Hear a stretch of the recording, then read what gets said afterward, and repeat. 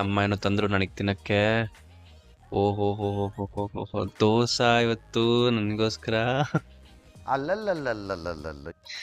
ದೋಸೆ ತಿಂದು ಬಹಳ ದಿನ ಆಗಿತ್ತು. ಮೊದಲು ದೋಸೆ ತಂದಿದ್ದಾರೆ, ಗರಿ ಗರಿಯಾಗಿ ಮಾಡ್ಕೊಂಡು ಫಸ್ಟ್ ತಿಂದ್ಬಿಡೋಣ.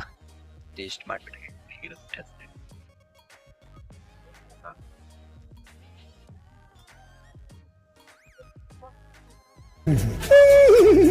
ಸೂಪರ್.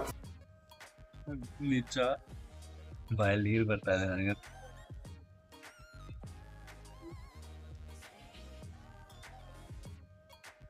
ಕೊಬ್ಬರಿ ಚಟ್ನಿ ಮಾಡಿದ್ದಾರೆ, ಚೆನ್ನಾಗಿ.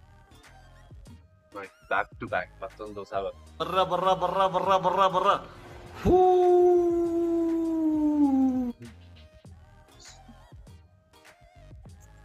ಬಿಸಿ ಬಿಸಿ ಬಿಸಿ ಬಿಸಿ ನಮ್ಮಮ್ಮ ದೋಸೆ ಮಾಡ್ತಾ ಮಾಡ್ತಾ ತಂದು ಕೊಡ್ತಾ ಇದಾರೆ. ಈಗ ಅವರು ಬ್ರೇಕ್ಫಾಸ್ಟ್ ಮಾಡಲ್ಲ, ಅವರು ತಿನ್ನಲ್ಲ ಕೂಡ. ಏನಂದ್ರೆ ನೀವು ಬಂದಿದ್ದಾನೆ, ಡ್ಯಾಡಾಗಿ ಬಂದಿರ್ತಾನೆ ಅಂತ ಅಂದ್ಬಿಟ್ಟು ಪಾಪ ಎಲ್ಲ ಕೆಲಸ ಎಲ್ಲ ಬಿಟ್ಬಿಟ್ಟು ಕ್ಲೀನ್ ಒಂದೇ ಮಾಡಿದ್ದಾರೆ, ಮನೆಯೆಲ್ಲ ಕ್ಲೀನ್ ಮಾಡ್ಕೊಂಡಿದ್ದಾರೆ. ಪಾಪ ಎಲ್ಲ ಕೆಲಸ ಬಿಟ್ಬಿಟ್ಟು ನನಗಾಗಿ ಮಾಡ್ಕೊಡ್ತಾ ಇದ್ದಾರೆ. ನಾನು ದೋಸೆ ಕಂಟಿನ್ಯೂ ಮಾಡ್ತೀನಿ.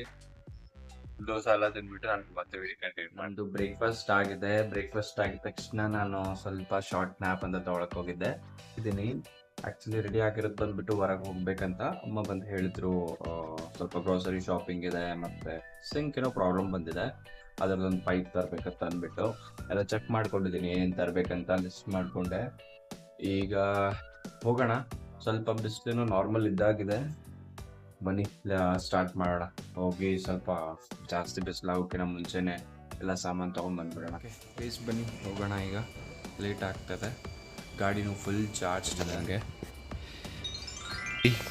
ಚಿನ್ನಣ್ಣ ರೆಡಿಯಾಗಿ ಕುಂತ್ಕೊಂಡಿದ್ದಾನೆ, ಏನೋ ಮಾಡ್ತಾ ಇದ್ದಾನೆ ಕಿತಾಪತಿ. ಚಿನ್ನು ಹೊರಗೆ ಹೋಗ್ಬಿಟ್ಟು ಬಿಡ್ತೀವಿ, ಅಮ್ಮನೂ ಸ್ನ್ಯಾಕ್ಸ್ ಹಾಕ್ದಂಗೆ ಆಯ್ತದ.